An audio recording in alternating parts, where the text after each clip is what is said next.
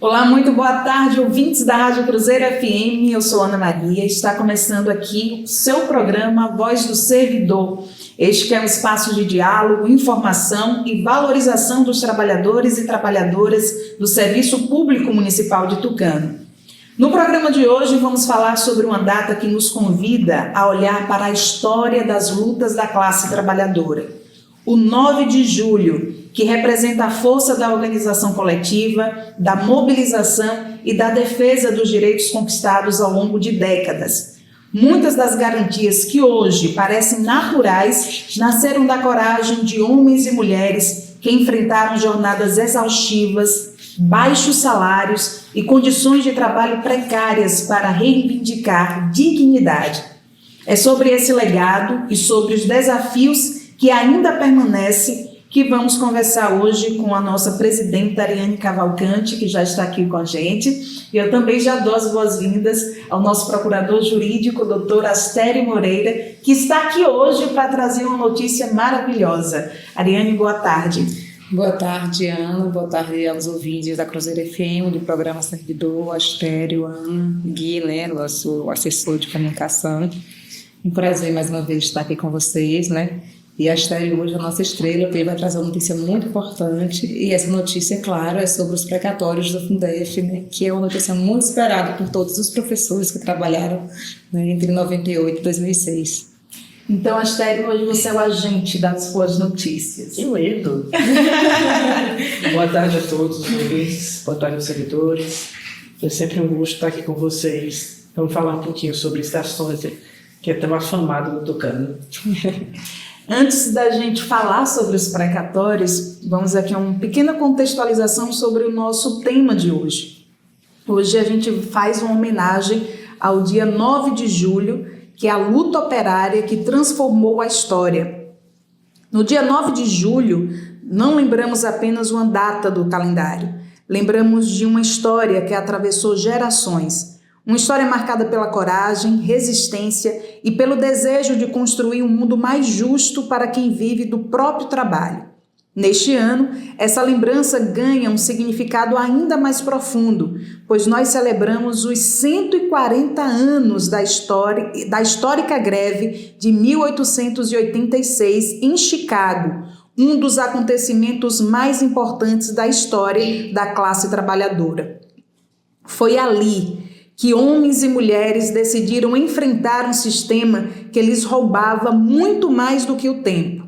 Roubava a saúde, a convivência com a família, a dignidade e, muitas vezes, a própria vida.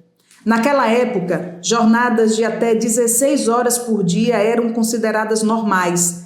Trabalhadores enfrentavam condições desumanas, salários insuficientes e nenhuma garantia de proteção. Que a memória de Chicago continue viva, não apenas como um capítulo da história, mas como um compromisso permanente com a dignidade humana. Essa luta começou há 140 anos e seu legado continua nos convocando a construir um futuro onde o trabalho seja sempre sinônimo de respeito, valorização e esperança. E esse é o nosso tema do programa de hoje e a gente convida você, ouvinte, você, telespectador que está acompanhando a gente pelo YouTube, para continuar com a gente até o final do programa de hoje. A gente foge um pouco do script, Geralmente as boas notícias a gente deixa para o final, mas hoje a gente trouxe uma boa notícia logo no início do programa, que seria aí o nosso giro de notícias de hoje. Uma importante notícia que vai para os servidores públicos municipais de Tucano, que aguardam aí o pagamento dos precatórios. E quem traz essa informação para a gente hoje é o nosso procurador jurídico, doutor Astério Moreira, que já está aqui com a gente. Mas antes de falar essa ótima notícia, essa boa notícia, eu gostaria, Astério, que você nos relembrasse e situasse o nosso ouvinte sobre o que é, do que se trata esses precatórios. Certo. Mais uma vez, boa tarde a todos.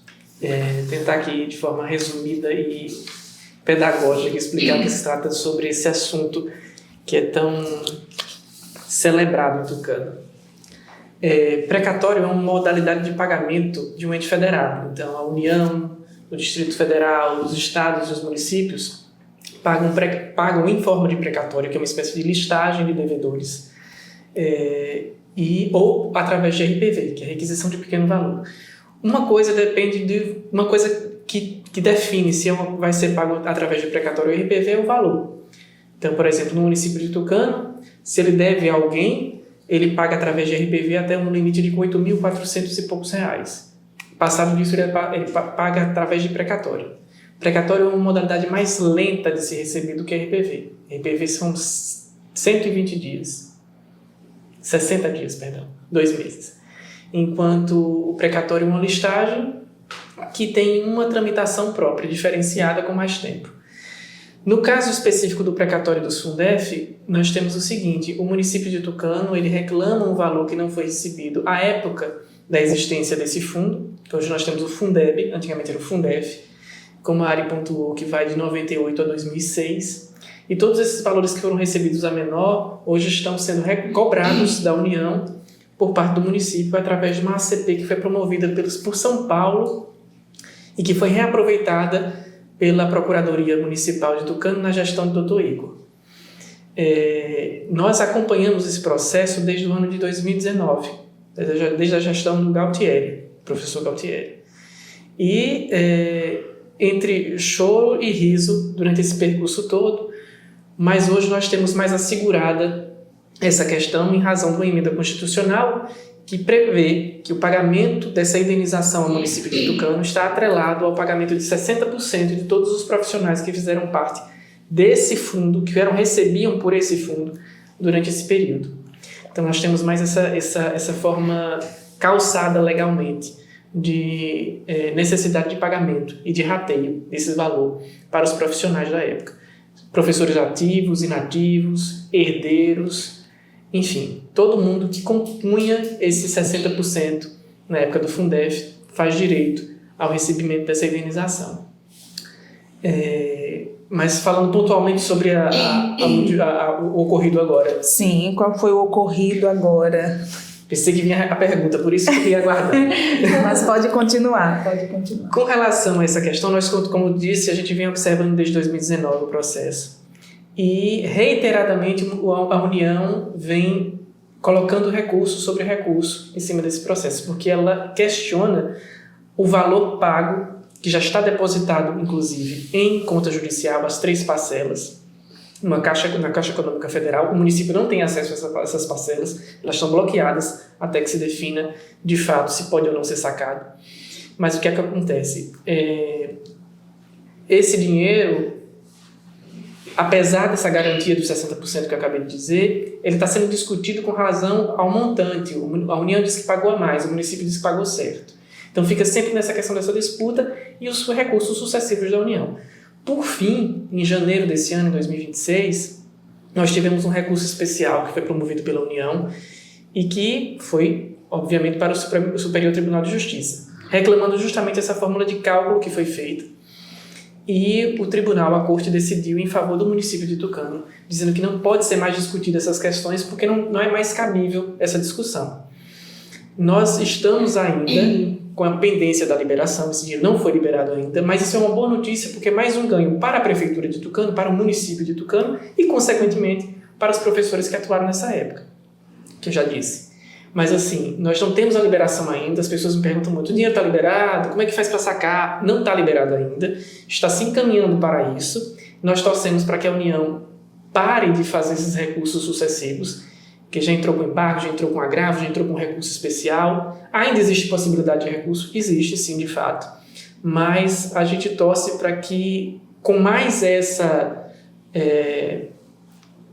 esse golpe jurídico, a União reconheça que, de fato, ela está reclamando algo que não faz jus e que agora o processo retorne para a origem e que possa, sim, haver a liberação desses valores para o município de Tucano e, consequentemente, para os profissionais que atuaram durante esse período. Então as pessoas tenham calma, esperem mais um pouco até realmente esse valor ser liberado e as famílias, né, tanto os professores quanto herdeiros que você citou aí também possam receber esse valor que é de direito. Né? Exatamente. Hoje, eu falo muito isso aqui no sindicato. Ainda bem que demorou muito, né? Porque o que é que acontece? Se a gente comparar outras cidades próximas, inclusive Ribeira do Pombal, nós temos uma realidade que, na época que foi feito o pagamento lá, não existia previsão legal do pagamento dos 60. Então, o que é que aconteceu? O município dispôs desse dinheiro como bem quis. O professor não recebeu, ou só recebeu uma parte depois, eu não me lembro muito bem da história por completo. Que houve uma situação em que o dinheiro foi usado para pagar um processo judicial de hora extra e foi usado o dinheiro do precatório para fazer esse pagamento, né? Quando, na verdade, o professor da rede teria direito ao pagamento das horas extras, mais o pagamento do precatório. Que não recebeu à época. Né? Então, essa realidade existe. Muitas cidades vizinhas que receberam lá atrás, receberam em 2020, receberam em 2019.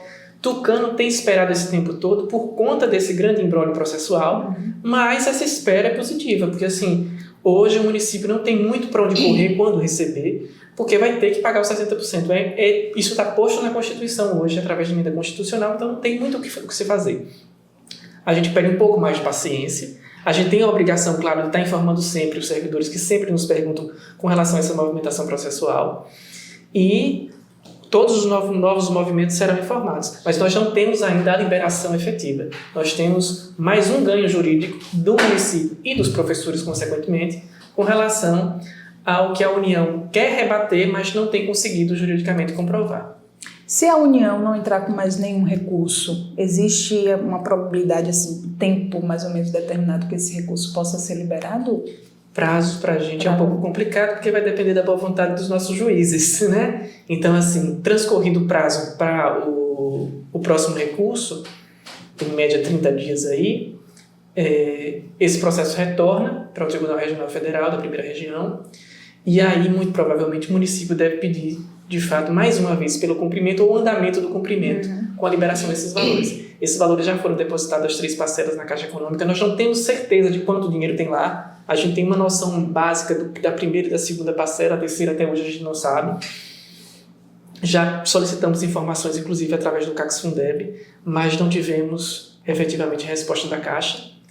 Mas é isso, né? Vamos ter que aguardar o retorno do processo para o Tribunal de Origem e aguardar o prosseguimento do cumprimento de sentença, da execução, melhor dizendo, e da consequente liberação desses valores para o município e para os profissionais de educação do período. E lembrando que a gente vai retomar também essa questão das cobranças aqui no município. Nós já encaminhamos minuta de lei para o rateio, para o prefeito. Ele não deu prosseguimento ainda, porque até onde sabemos não foi encaminhado para a Câmara, né? Já solicitamos também formação de mesa ou comissão para que a gente possa discutir essa lei, discutir um estatuto próprio que estabeleça regras para o rateio, e também estamos alimentando o processo que está tramitando no Ministério Público com relação a isso, porque o Ministério Público também tem interesse e deve ter interesse na fiscalização desses valores. Astério, foi uma aula, né? Dá para fazer 3 podcasts, né, com essa explanação. Então, Astério, só explica aí para os nossos servidores, né? Se hipoteticamente daqui a um mês esse dinheiro estivesse disponível para o município, né? Não é tão rápido para chegar na conta do servidor, né? Explica aí para eles como seria esse processo que o município, quais são os trâmites que o município teria que proceder para fazer a distribuição dos recursos, porque eu tenho a impressão que as pessoas pensam da seguinte forma: o dinheiro foi depositado hoje e amanhã eu vou receber, né?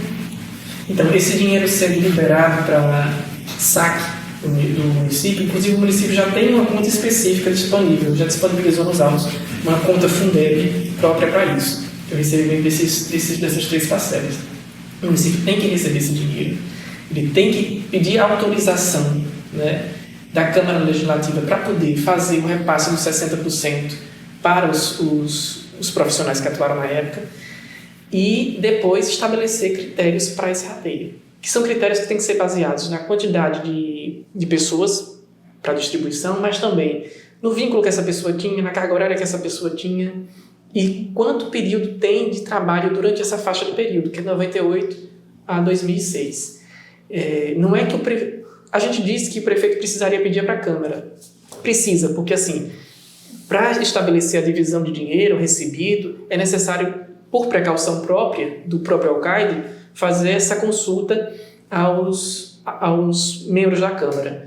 Mas ele tem ordem federal para fazer isso. Então, o dinheiro caindo, ele precisa, digamos assim, cumprir esse rito de comunicar a Câmara, pedir autorização, montar a mesa e fazer, inclusive, uma coisa muito importante, fazer o levantamento desses dados todos desse pessoal.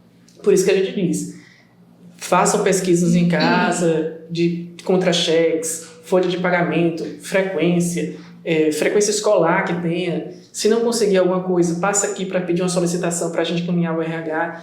A gente tem percebido que o RH tem despachado alguma coisa ou outra, mas para poucas pessoas, né? E aí a gente reforça o nosso pedido ao RH da Prefeitura para que faça esse movimento de efetivamente trabalhar nesse sentido, porque a gente está percebendo que está se aproximando um momento desse rateio, e se a gente já tiver as coisas adiantadas, facilita muito a nossa vida, né? E nos colocamos à disposição para ajudar, sempre. A gente não está aqui só para cobrar, não, gente. A gente está aqui para poder também somar forças, que é tanto do nosso interesse, quanto do servidor, da própria administração, deveria ser que isso aconteça da forma mais aclarada possível.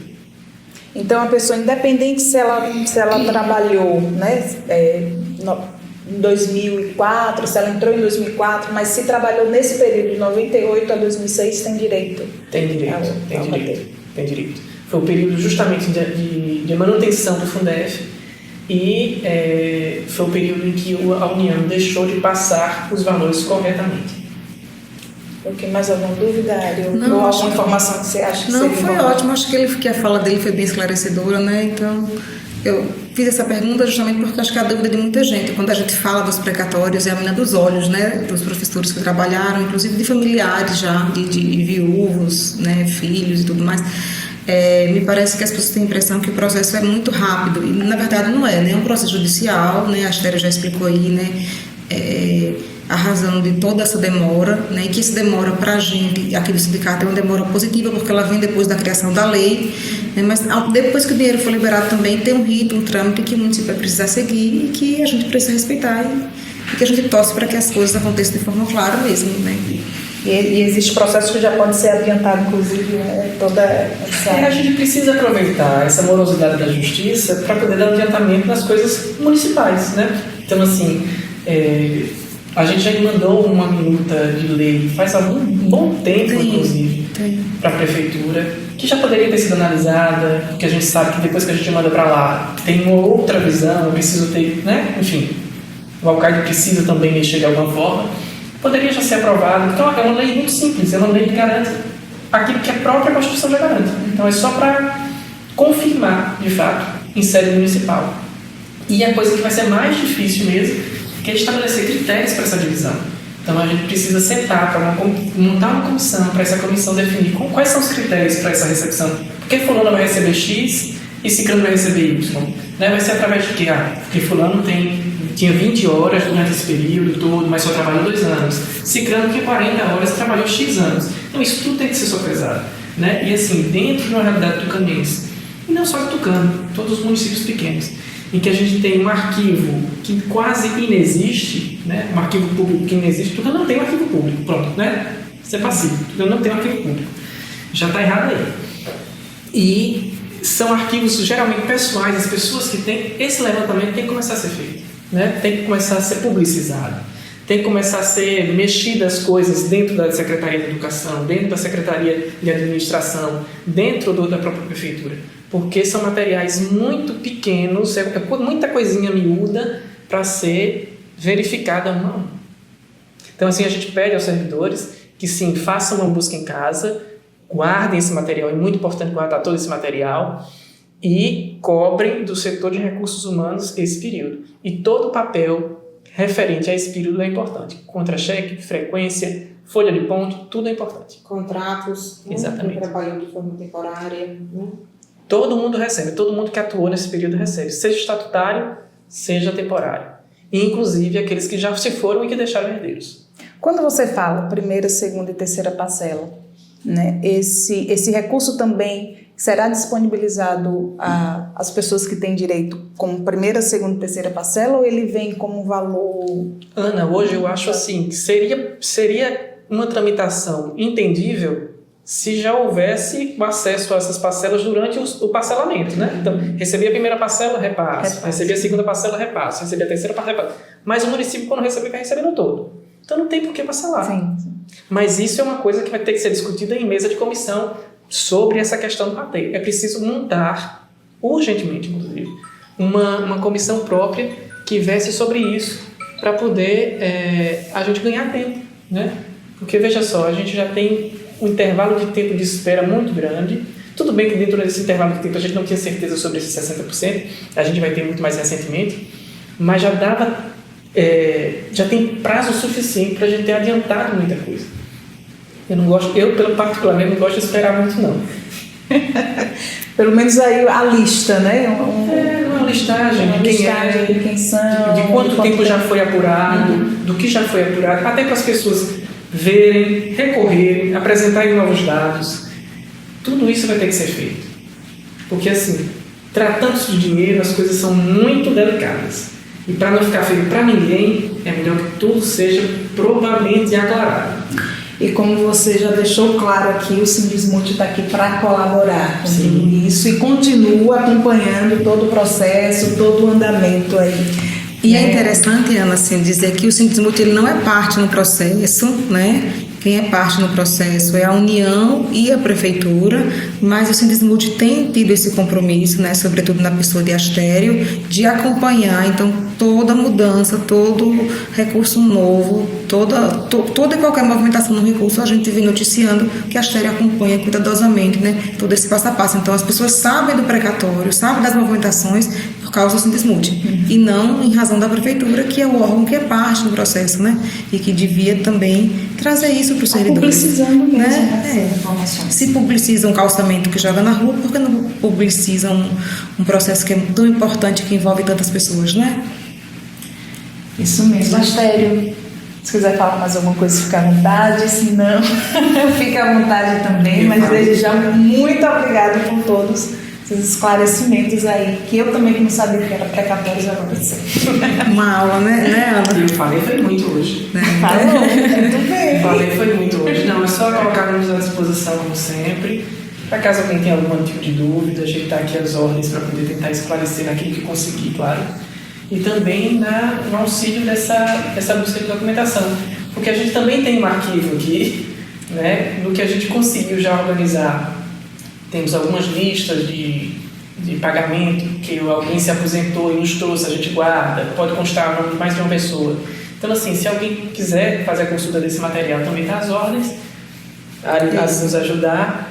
E o que a gente está podendo e vai fazer é continuar olhando e reforçando todas essas nossos pedidos, né, até que esse dinheiro de fato chegue e aí a gente possa de fato cobrar mais pontualmente o que tenha que ser feito com relação a ele. O Sindismute tem um arquivo. Tem. Um pouquinho capenga, porque é uma instituição de 25 anos que a gente organizou ali de 2019 para cá, mas tem. As coisas estão mais ajustadas agora, né, Astério? Um pouquinho mais ajustada, né? Muito obrigada mais uma vez pela sua participação aqui, é uma honra. Viu?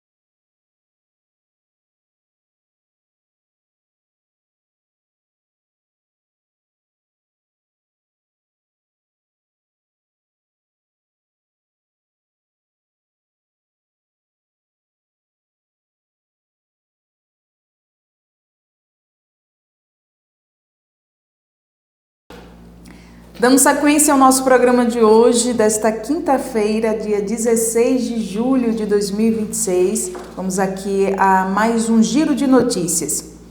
Comissão aprova projeto que amplia direitos de grávidas e lactantes. Gravidez e maternidade ainda interrompem a trajetória escolar de milhares de brasileiras todos os anos. Com o objetivo de enfrentar esse cenário, a Comissão de Educação da Câmara dos Deputados aprovou um projeto de lei que amplia a proteção a estudantes grávidas, puerperas, lactantes e adotantes, criando mecanismos para garantir sua permanência na educação básica e superior. A proposta altera a Lei de Diretrizes e Bases da Educação Nacional, a LDB, para incluir entre os deveres do Estado a adoção de medidas de acolhimento a essas estudantes. Na prática, o texto determina que escolas e universidades promovam adaptações pedagógicas e estruturais para assegurar a continuidade dos estudos durante a gravidez, o puerpério e o período de amamentação. A iniciativa busca responder a uma realidade que afeta a trajetória educacional de milhares de mulheres. Dados para a Pesquisa Nacional por Amostra de Domicílio Contínua, o PNAD Contínua, de 2022 mostram que, entre as mulheres que abandonam os estudos antes de concluir o ensino médio, 1 em cada 5 aponta a gravidez como o principal motivo de evasão. Em muitos casos, a interrupção acaba sendo definitiva, aprofundando desigualdades de gênero e reduzindo oportunidades de formação e inserção no mercado de trabalho.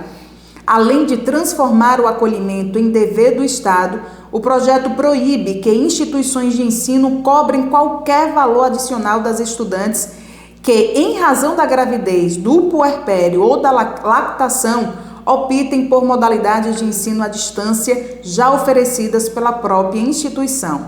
No ensino superior, a proposta estabelece diretrizes voltadas à permanência das estudantes. Entre elas estão a flexibilização dos prazos para entrega de monografias, dissertações, teses e trabalhos de conclusão de curso, além da revisão dos critérios de jubilamento, que é o desligamento aí do estudante por ultrapassar o tempo máximo de permanência na graduação. Esse giro de notícias chegam para mim de uma maneira muito importante, sabia, Ari? Tive 2 filhos durante a graduação. Foi mesmo? Os 2. No 4º semestre engravidei da minha primeira filha e 2 anos depois, já chega no finalzinho também, engravidei do meu 2º filho e não foi fácil. Imagina. Não foi fácil, mas eu agradeço principalmente não tanto a própria instituição, né, que fazia a UNEV, a Universidade do Estado da Bahia, mas principalmente os professores, as pessoas que trabalhavam ali, que fazem parte da instituição, que sempre estavam dando aquele apoio em relação aos prazos também de trabalhos. Isso foi muito importante para mim, ter esse apoio das pessoas dentro da instituição. E agora, como, né, uma lei realmente... É interessante, né, Ana, pensar sobre isso, porque quando a gente não vive essa situação, ou quando a gente tem um país, por exemplo, que é governado por homens, né, em sua grande maioria, políticas como essa chegam, mas chega de forma muito tardia também, né? Então, por exemplo, quando eu cursei a UNEB também, enquanto você lia o giro, eu estava lembrando que eu tive 2 colegas que engravidaram durante o processo, né, de graduação, dos desafios que é, porque a maternidade em si, ela impõe uma série de dificuldades. Não é fácil maternar, não é fácil maternar numa sociedade tão machista e tão patriarcal, em que todo o cuidado doméstico, todo o cuidado da criança é atribuído à mãe. E aí imagine você que engravida enquanto está estudando, enquanto está fazendo uma graduação, e aí vai ter que lidar com o cuidado da criança, com a amamentação, com os estudos e muitas vezes com o cuidado da casa. E muitas vezes com o trabalho, porque eu ainda trabalhava ainda nesse né? período, né, de gestante. Depois a gente foi organizando as coisas, mas algo muito importante nisso tudo, né, não é só esse cuidado e esse olhar, né, que tem que ter para as mulheres. Sim. E principalmente fortalecer essa mulher, concluir o ensino, a ter um emprego, a ter uma renda. E como é importante que ela seja ali acolhida naquele meio, né, educacional, para que ela consiga prosseguir com seus estudos, porque isso vai impactar na carreira dela. Sim. Né? Ter uma autonomia financeira impacta na vida de toda mulher. Exatamente. Né? Então, notícia boa também notícia aqui, boa, né? Mais né? uma. Notícia boa. A gente tem o nosso tema hoje, né? Um tema muito importante, que é essa homenagem que a gente traz hoje ao 9 de julho, sobre a luta operária que transformou a história. E Antes do nosso bate-papo, Ari, a gente traz aqui um áudio, né, uma sonora são relatos, né, interpretações de um historiador chamado José Luiz Del Royo. Né, ele vai nos ajudar a compreender um pouco, através aí da perspectiva dele, sobre esse episódio histórico e também sua importância para a construção da democracia, que foi esse 9 de julho. Vamos acompanhar aqui o áudio de José Luiz Del Royo. Na história brasileira. A greve de 1917 foi quando a classe operária, os trabalhadores, entraram em cena na história brasileira. Na verdade, toda a construção do Brasil foi feita por escravos. Então eram trabalhadores impossibilitados de reivindicação. Não que não reivindicasse, reivindicava a liberdade, mas era uma questão muito atípica. E o 17 são trabalhadores livres. Trabalhadores livres quer dizer trabalhadores que têm salário. Só que não existia praticamente lei social ou lei trabalhista nenhuma. Era pura vontade do patrão, o acordo. Ganha tanto, trabalha tantas horas. As horas podiam ser 10, 12, mas se o patrão achava que estava com dificuldades, podia ser 14, podia ser 16, de manhã, de tarde, de noite. E não tinha nem limite de idade. E começava a trabalhar com 7, 8, 9, 10 anos. Isso por quê? Porque o horário sendo muito longo, mas existia uma mão de obra feminina muito vasta. Eles não tinham de deixar os filhos. Então levavam para as fábricas. E assim se aproveitava e fazia as crianças trabalharem. Ora, parecia uma descrição já feita muito tempo, 50 anos atrás, 60 anos atrás, daquele período, do Engels, quando ele descreveu a situação da classe operária na Inglaterra. A situação em 17 era muito parecida. A greve de 17, ela foi vitoriosa e ela conseguiu impor algumas questões trabalhistas. Por exemplo, o não trabalho feminino à noite, uma limitação de idade, as crianças não podiam trabalhar, e alguma série de coisas assim. Então aí se começou o percurso real, já existiam pessoas que pensavam nisso, trabalhavam nisso, mas aí começou de massa, começou a ser um problema político. Antes era somente uma questão de polícia. Agora, com essa greve, passou a ser uma questão política, vai ser um percurso muito longo, com muito sacrifício, muita luta, muita prisão, muita deportação, muita tortura, muita morte, até chegar a uma coisa que nós chamamos hoje, né, consolidação das leis trabalhistas. E hoje nós temos uma grande ameaça às relações de trabalho. Bom, se fosse possível, eles gostariam muito de voltar a 1917, um pouquinho antes da greve. Hoje o bloco de poder, eles querem chegar exatamente a um século atrás. Alguns têm alguma vontade de chegar antes de 1888, quem sabe a escravidão. Mas é que a escravidão, escravo custa, então é melhor um de graça, né? Quer dizer, o que está acontecendo no Brasil é uma coisa inimaginável, porque mesmo os governos, que são muitos neoliberais, espalhados pelo mundo e que tentam retroceder e conseguem retroceder nas leis trabalhistas, na Alemanha, na França, na Itália, bom, a coisa é muito mais amenizada. Se você destrói a força de trabalho, se você destrói aquele mínimo que os trabalhadores têm, não existe possibilidade de construir nação. Como vencer esse jogo com forças tão desiguais, Del Royo, na sua visão? Bom, na verdade, é uma questão de consciência e organização. A força decisiva é do trabalhador. É ele que produz. Se ele não produzir, acabou. Não tem nada. Quer dizer, só vivem da exploração da mais-valia de quem produz. Então nós temos uma ideia errada, que eles têm a força ilimitada. Não é verdade. Quem tem a força ilimitada é o trabalhador. Se parar, parou. Ora, em São Paulo, em 1917, pararam 45 dias. Acabou. A cidade acabou, não tinha mais nada. Não tinha mais nada.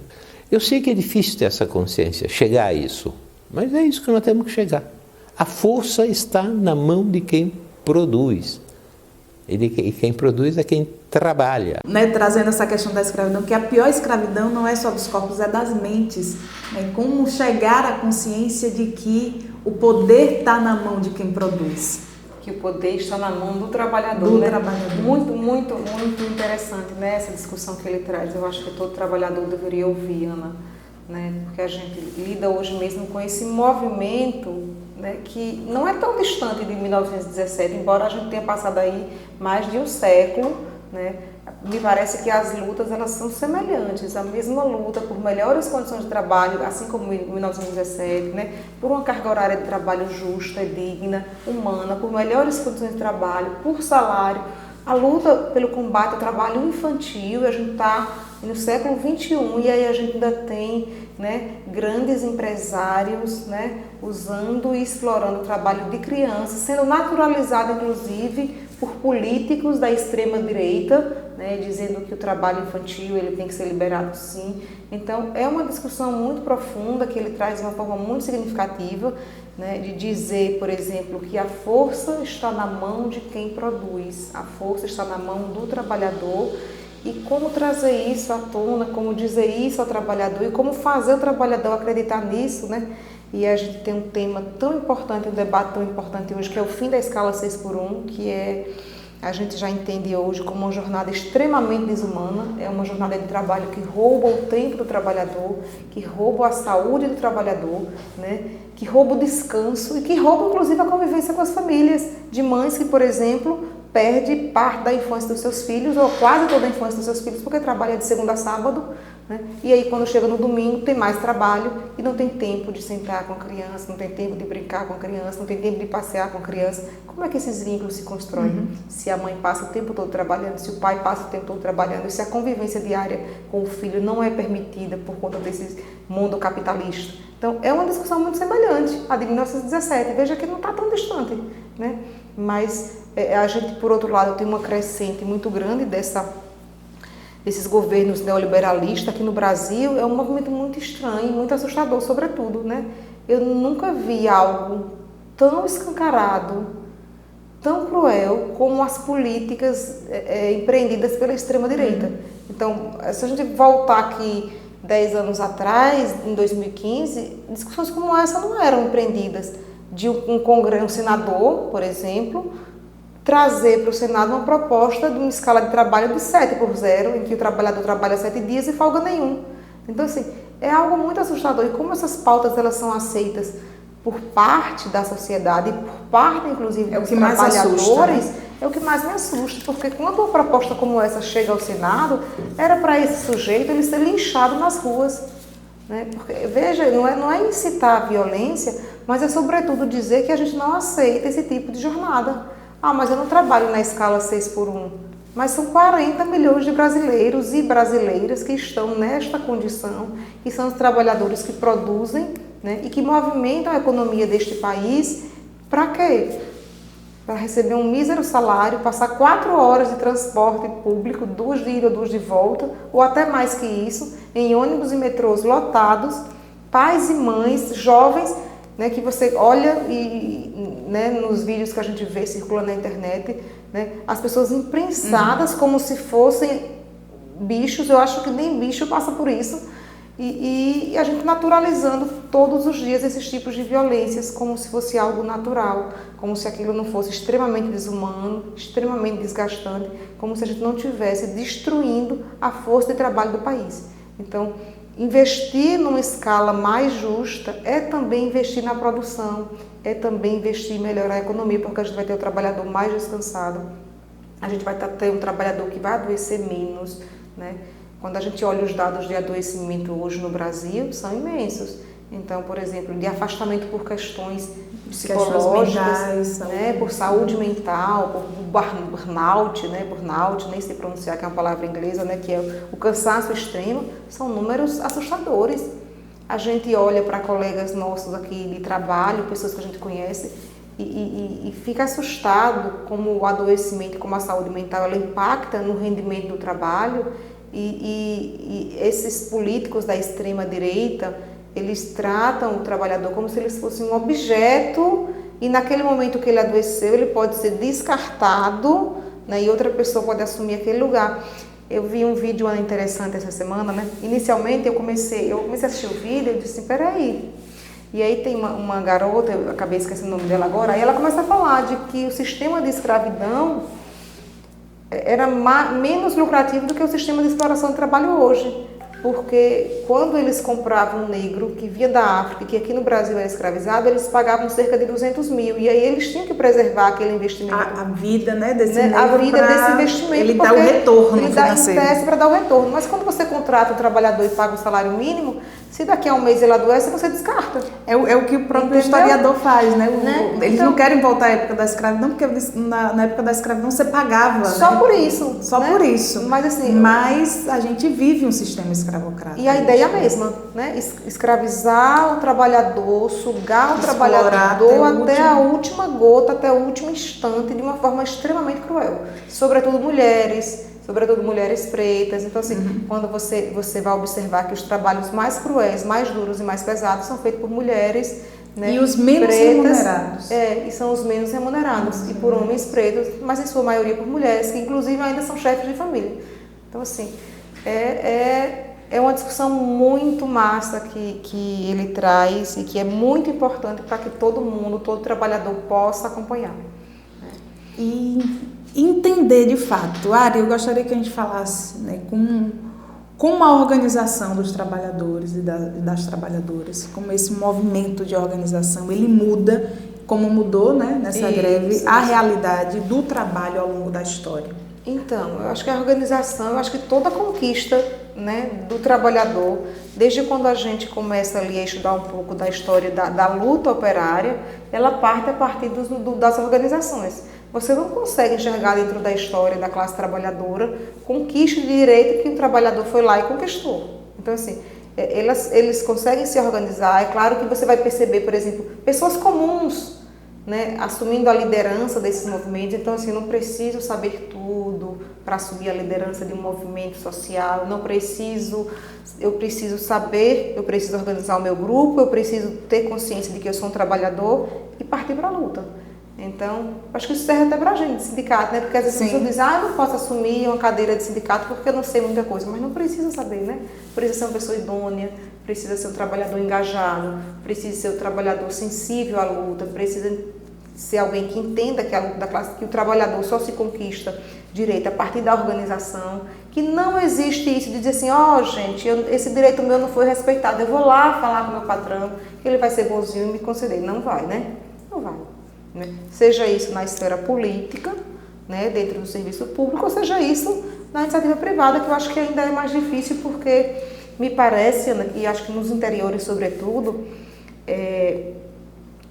a questão da organização sindical ela ainda é muito fragilizada, né? A gente tem hoje, por exemplo, o Sindismut, que é um sindicato de base, né, que é bastante importante para os servidores públicos, mas aí a gente olha e diz, bom, cadê o sindicato das pessoas que trabalham no comércio, né? Cadê o sindicato dos frentistas? Por que as pessoas não se organizam dentro do sindicato?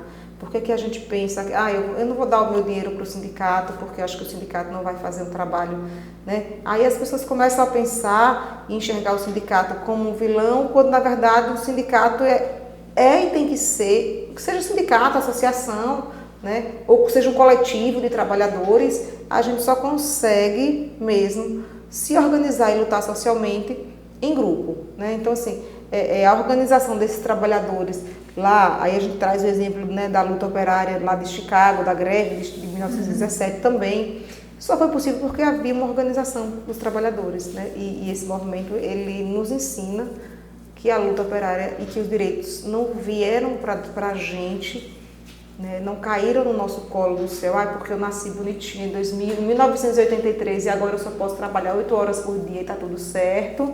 Não foi isso. Foi através de muita luta foi e assim, sangue, vidas, né? Exatamente. De muitas pessoas. Não é porque eu passei no concurso público. E por que eu passei no concurso público? Porque a gente teve um processo de redemocratização do país que obrigou que as eleições fossem diretas e que obrigou também que a própria Constituição de 88 obrigou que os municípios, os estados, né, a União fizesse concurso. Mas se a gente tivesse uma ditadura militar, teria concurso? Ou quem estaria aqui no lugar, na sala de aula e nos espaços de poder não seriam os filhos dos militares, os parentes dos militares, né? De quem estava no poder. Então, assim, é preciso entender um pouco da história, de tudo que está à nossa volta, de como toda organização, toda luta da classe operária vai impactar na minha vida e às vezes eu nem sei que funciona assim, né? Às vezes eu nem sei que, eu estou aqui, porque o mérito foi meu que eu passei no concurso, mas espera aí, vamos lá. Volte aí uns aninhos e veja lá em 1964, quando começou a ditadura, até 1978, quando ali a ditadura já estava um pouco fragilizada, mesmo assim ainda permaneceu até 88, né? Quando começa a acontecer a redemocratização e é criada a Constituição Cidadã, quantas pessoas morreram nesse lapso de tempo para que eu hoje pudesse ocupar um cargo público, para que eu hoje pudesse fazer um concurso e acessar o serviço público sem precisar pedir ao prefeito para me colocar no cargo e eu ficar a vida toda. Então, assim, é um contexto de lutas. Então, as lutas dos trabalhadores, os direitos dos trabalhadores foram construídos coletivamente com muita luta, muito sangue, inclusive, muito sangue derramado, né, para que a gente chegasse até aqui hoje e pudesse usufruir minimamente de alguns direitos que, inclusive, correm o risco de serem perdidos. Era aí que eu ia chegar, né? Esses direitos, nem todo direito conquistado ele é garantido para sempre. Exatamente. Né? Você traz um exemplo aí sobre o concurso público, que é um dever, né? Existir o concurso dos municípios e que Tucano há muito tempo não tem. Não tem, exatamente. Então, assim, tem um vídeo muito bom do Alexandre de Moraes, né, que os municípios, eles estão distorcendo muito isso. Então, municípios e estados, né? E estados, né? Então, se você pensar que o estado da Bahia é um dos que mais contrata, por exemplo, que tem trabalhadores em regime de direito administrativo, que é uma forma muito precária de contratar, inclusive com salário mais baixo, sem as garantias que o professor, que o trabalhador concursado tem. O município de Tucano tem adotado essa política, sobretudo a partir de 2021, a gente vê o número de contratos aumentando significativamente e a gente sabe que aparentemente o contrato parece bom para o trabalhador, mas não é. É uma forma de exploração. Então, vamos pensar em um trabalhador que trabalha numa escola, um agente de serviço, né? Então, um agente de serviço ou um professor, ele vai ser aquele profissional que jamais, em situação nenhuma, ele vai dizer não para o chefe. Então, se ele é agente de serviço e o diretor mandar ele para a sala de aula, ele vai. Uhum. Se ele é agente de serviço, ele foi contratado para fazer a merenda e um dia faltar a menina da limpeza, ela vai fazer a merenda e vai limpar. E se o diretor precisar que ele fique à noite, e que ele vai ficar também, porque ele precisa manter aquele trabalho. Então, veja que não é diferente do que ele diz no vídeo sobre as horas trabalhadas e sobre as situações em que ele é colocado e que ele não tem coragem de dizer não, porque se ele disser não, ele perde o emprego. Né? Então, assim, é uma forma que os municípios, e Tucano não é diferente, encontrou de precarizar o trabalhador, fazendo os contratos temporários. Estou contratando você, eu estou sendo muito bom. Não está não. Quer ser bom? Faça concurso. Dê a todos os servidores que estão hoje trabalhando como contrato a oportunidade de passar no concurso. Coloque curso gratuito para as famílias de baixa renda para poder acessar um concurso público. Quer ser bom? Faça isso. Então, assim, como essa discussão toda de que o direito da classe trabalhadora veio com muita luta e se a gente não luta permanentemente, a gente perde. Então, a gente tem que estar vigilante, a gente tem que estar organizado. Não dá para lutar por WhatsApp, não dá para reclamar só por WhatsApp, precisa se organizar, precisa comparecer às reuniões, precisa se organizar. Eu trabalho no comércio, Ariane, não tem sindicato. Poxa, junte 50 pessoas aí que você conhece e vamos fazer uma organização, vamos pressionar, né? Então, assim, é preciso se organizar coletivamente. Não adianta, eu trabalho, por exemplo, na loja X e digo, olha, hoje eu não vou trabalhar até às 22. Ela vai dizer, vai, porque se não for, vou escutar. Ou então amanhã, se não fica mais, eu arranjo outra menina da sua idade e coloco no seu lugar. Entendeu? Agora, se a cidade toda disser assim, hoje a gente não trabalha até às 22. O movimento é outro. Então, você vai ter aí 30 lojas fechadas porque não tem trabalhador. E eles não vão achar trabalhadores de última hora para colocar. Então, é a organização dos trabalhadores que é fundamental. É você reconhecer nesta condição, por exemplo, a Ariane não é diferente da menina que trabalha na loja. A nossa condição é a mesma, nós somos trabalhadores. E eu tenho essa consciência. Embora as nossas situações, por exemplo, eu tenho uma segurança jurídica maior porque acessei um concurso. Mas o trabalhador do comércio também precisa se organizar, né, com os seus iguais para que possa também conseguir impor algumas pautas, por exemplo, hora extra, trabalho aos sábados, trabalho aos domingos, né? Por exemplo, principalmente no comércio, a gente vê muito isso em lojas de roupas, farmácias. Então, assim, não dá para uma pessoa negociar diretamente com o patrão, só consegue através da organização coletiva. Acho que eu me perdi muito aí, falei um monte de coisa, não se mas... perdeu não, tudo a gente está falando aqui é relacionado ao mundo do trabalho, principalmente a classe trabalhadora, que a gente reforça sempre aqui, somos todos nós somos classe trabalhadora. Ari, quais são os desafios que você percebe que os trabalhadores, e aí vai aqui para o serviço público principalmente, enfrentam atualmente? Olha, eu acho que o maior desafio hoje da classe trabalhadora, e acho que é um desafio que não é particularmente só nosso, do Sindusmulti, mas que de todos os sindicatos e associações de trabalhadores, é a união da classe trabalhadora. Eu acho que é esse processo de construção de consciência de classe, de você estar como trabalhador e se reconhecer como trabalhador, né? De participar dos movimentos, né? De entender que a luta por direitos não é uma luta contra o prefeito A nem contra o prefeito B, até porque a condição do prefeito A é temporária e a condição do prefeito B também é temporária. Então, ele está aqui hoje, mas daqui a 4 anos ele não vai estar mais, pode estar um parecido, um do mesmo partido, mas não é a mesma pessoa, portanto não é uma luta pessoal, né? É uma luta por construção de direitos de uma categoria. Eu acho que esse é o maior desafio, né? Eu tinha a impressão às vezes, Ana, que a gente saía lá, eu sou servidora desde 2001, e aí eu tive a impressão que ali a partir de 2015...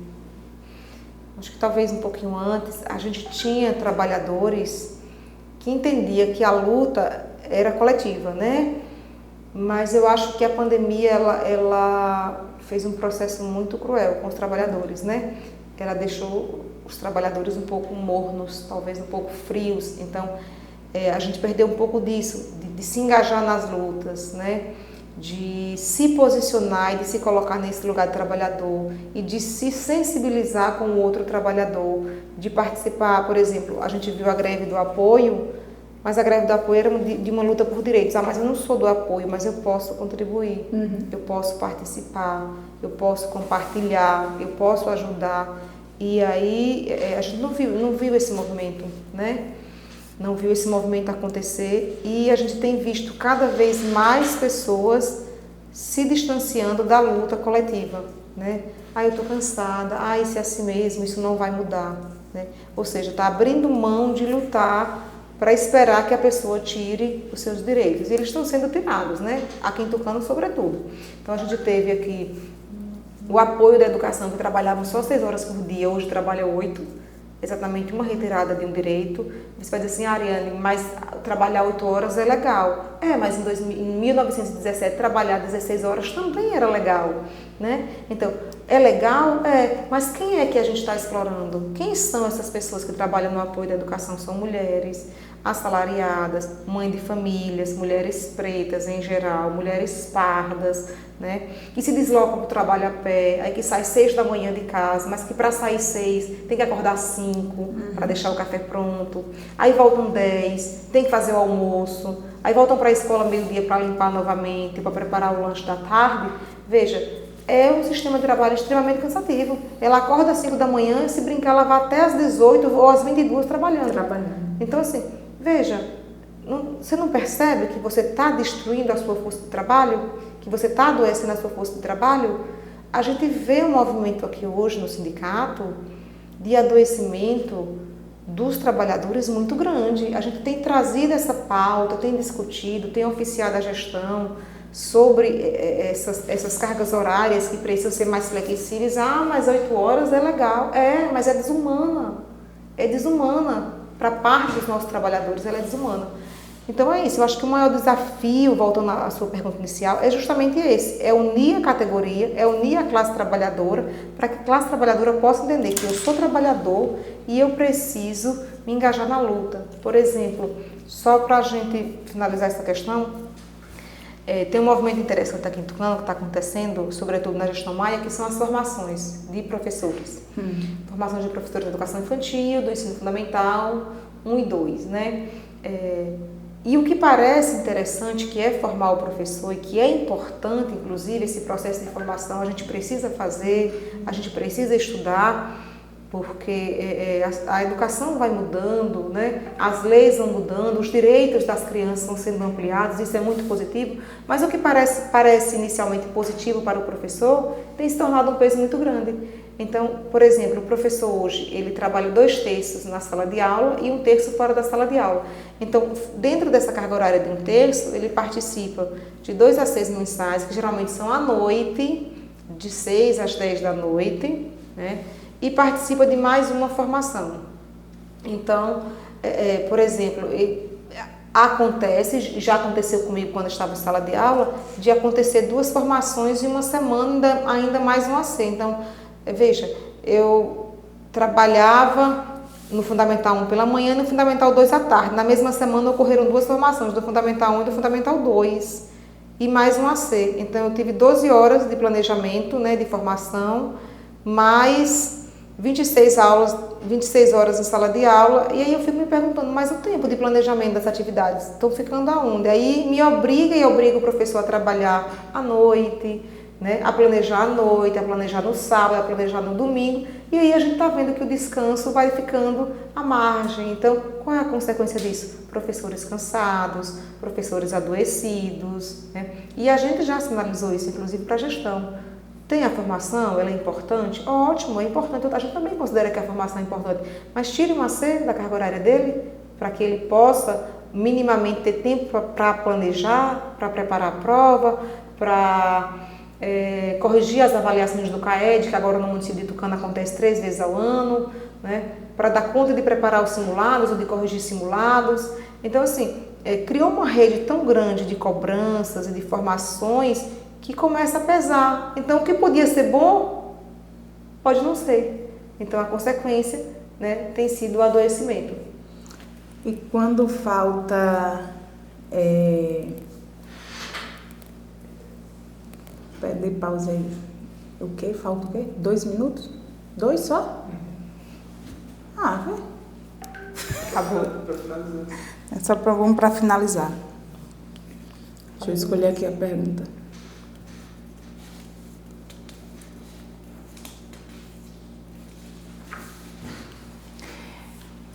Pronto. Ari, você trouxe uma fala aí que me fez refletir muito, né? A gente sempre fala muito sobre a história, né? O que passou, os trabalhadores e trabalhadoras, homens e mulheres que lutaram e que garantiram direitos que a gente usufrui hoje. E aí você traz sobre esse cansaço do trabalhador hoje, que não está lutando por direitos que garantirão aí uma vida mais digna para quem está chegando. Então, como será o futuro sem essa luta hoje? Então, né, eu acho que eu nem quero pensar a partir desse ponto, viu? Me preocupa, inclusive, que essa exploração do trabalho, ela é uma estratégia política, né? Que a gente não seja ingênuo de pensar que não é. É uma estratégia política porque quando você está cansado, você não tem condição de lutar, né? Então, assim, a gente tem trabalhadores cansados, trabalhadores exaustos, trabalhadores adoecidos em todas as áreas, viu? E aí do serviço público a gente vai ter na saúde, na educação, na segurança pública, né?